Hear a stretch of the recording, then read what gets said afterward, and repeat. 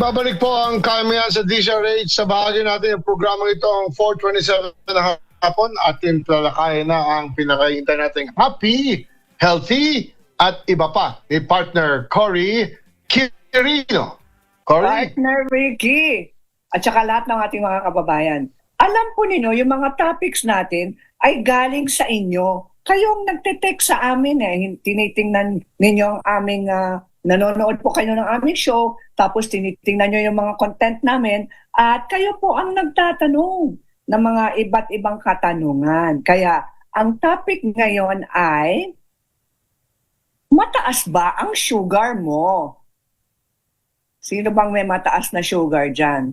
Sa totoo lang, tuwing kumakain po tayo, tumataas talaga ang, natural po yun, tumataas talaga ang ating sugar.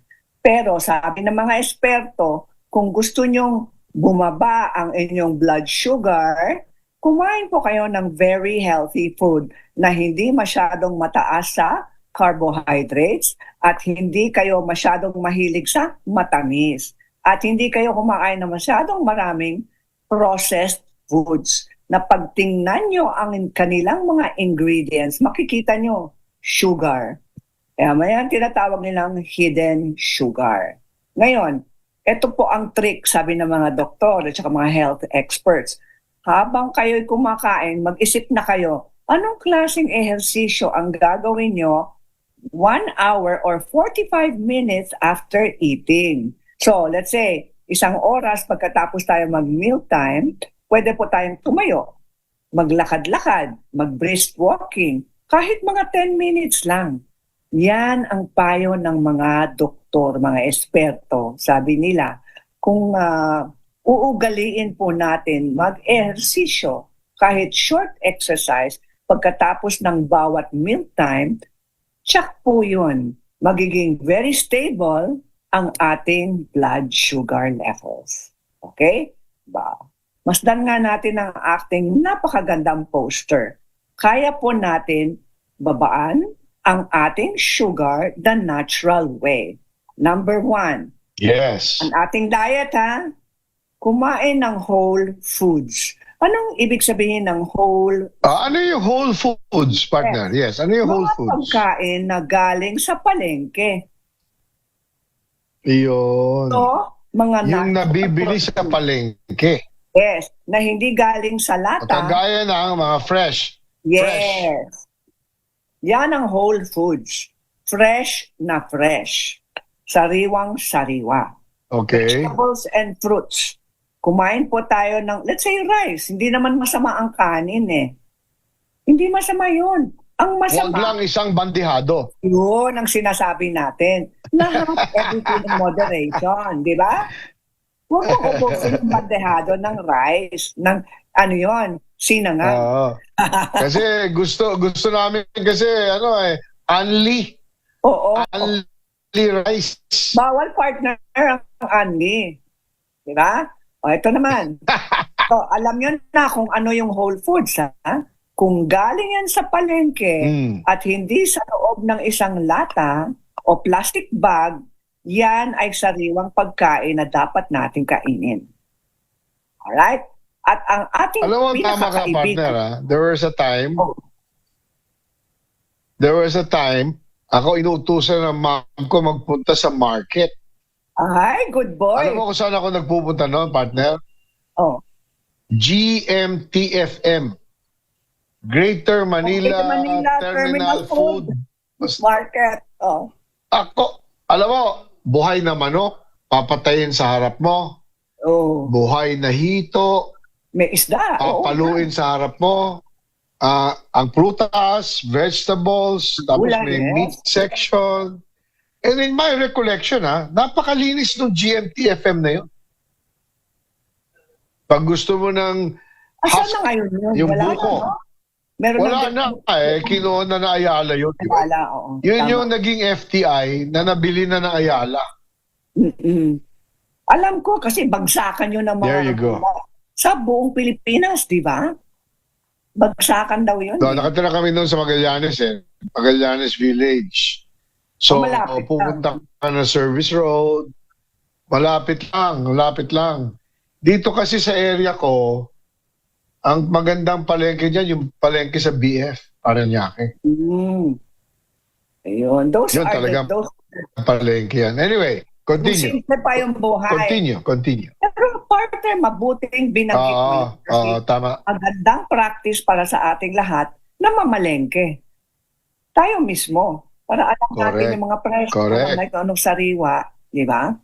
At meron tayong mga suki. Correct. Partner, sa larangan ng diet, yung pampababa ng ating blood sugar ay, ang pangalan niya ay ampalaya. Ampalaya. Okay, damihan natin ang pagkain ng ampalaya. Kasi it has been proven. Paborito ko yan. Yes, can bring down your blood sugar. At pwede po alam mo, siguro kaya yung blood sugar ko mababa eh. Kaya siguro mababa kasi I can eat ampalaya 3 times a day. Do you know that? Yung yung ginisang ampalaya with egg. Yeah. Doon sa pinupuntahan ko sa Carmona, yung Southwoods, meron siya doon. Ampalaya with seafood. Yun. Tapos pag kumakain ako sa Chinese restaurant, beef with ampalaya. Beef with ampalaya. Pero napansin nyo sa Chinese restaurant, yung ampalaya nila ay malutong. Hindi overcooked. Kasi nga, konti lang. Pero kasi... In fact, dito sa Riviera, sa Silang, may nagbebenta dito sa tabi ng golf course. They're allowed local. Nagbebenta ng talong, ampalaya, yung kamote na kulay violet. Oo. Yes. Kumakain ka ba nun? Alugbati rin. Kulay violet din yun. So, alugbati, yes. Tama ka. Yung ampalaya, kailangan hindi siya overcooked. Correct. Kasi ang bisa ng ampalaya ay nasa loob ng kanyang pinakahilaw na laman. So, yan ang tinatawag na momordicine. Yung momordicine ay para siyang gamot. So, kung gusto nyo lalong bumaba ang blood sugar, syempre always consult your doctor. Pwede nyo gawin juice ang hilaw na ampalaya. I-juice po natin yan or i-blender. Haluan natin ng singkamas. Pwede rin. At konting green apple. Masarap na juice po yun. Bababa ang blood sugar. Pero syempre, please... Kaya pala, Mrs. Cory, gumagawa ng salad na ampalaya. Very good. Paghilaw. Ampalaya. Yes. Merong sibuyas, may kamatis. Yes. Nakahalo yung ampalaya. Yung pala yun. Oo.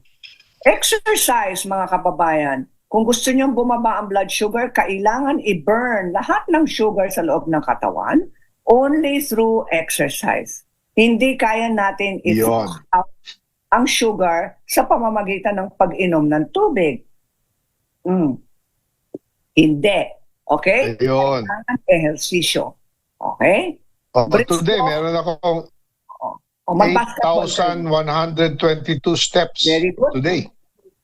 Nag-steps ako ng 8,122 steps. Yes. Very good, partner. Ito naman, kailangan talaga mag-hydrate. Ibig sabihin, uminom ng 7 hanggang 8 basong tubig araw-araw. Okay? At iwas sa soft drinks. Mataas na ang sugar po ninyo. Okay? Or bumili kayo ng soft drink na 0 ang kanyang sugar. Ito naman, ang tulog po natin. Okay. 7 to 8 hours nightly. Right? Ito naman, stress management. Bakit? Kapag nai-stress po tayo, tataas ang blood sugar levels natin. Normal po yun. Okay? So, siyempre, iiwasan ang stress. Hindi maiiwasan ang stress, di ba? So, how will we handle stress? Pag nai-stress po tayo, kalma. Kalmado dapat ang ating kalooban. Yeah. At ito, ugaliin mag-inom ng cinnamon. Sa lahat ng kinakain po natin. Maganda po yun. No to midnight snacking. Uminom ng turmeric tea or ampalaya tea. Pwede rin kumain ng dessert pero do not overdo your postre. Yung mga desserts po ninyo. At syempre, pag mahilig po kayong uminom ng alcohol, ayun, everything in moderation. Okay? At syempre, sinabi ni partner Ricky, no to unleash rice.